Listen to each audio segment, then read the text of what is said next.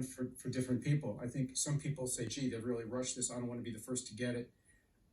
There's quite a bit of vaccine skepticism, appropriately so, perhaps, in the African American community because of some historic, horrible deeds done in this country, particularly the Tuskegee experiments.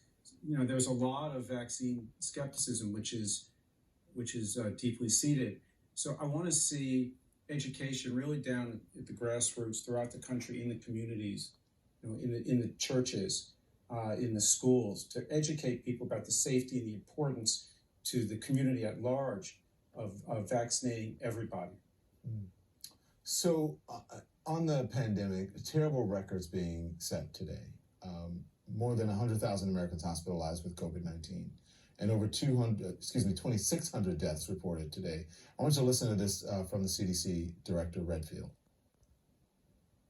We're in that range potentially now, starting to see 1,500 to 2,000 to 2,500 deaths a day from this virus. So, the mortality concerns are real. And I do think, unfortunately, before we see February, we could be close to 450,000 Americans that died from this virus. So I think, Doctor, that the number is so large, it's so huge that it's hard for people to wrap their heads around it. I mean, close to 450,000 dead by February. It's staggering, especially with a vaccine that's so close.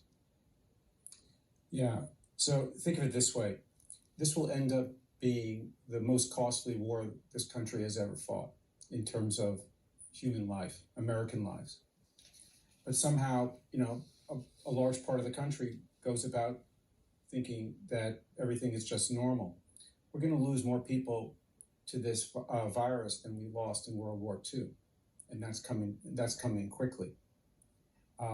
And I'm concerned that as our hospitals fill, the deaths will not simply be folks dying of COVID-19, but people dying of heart attacks and strokes because our hospitals are stressed and breaking.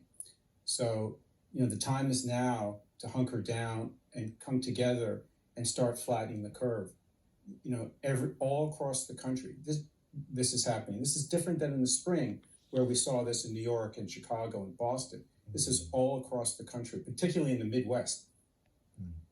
Doctor, thank you.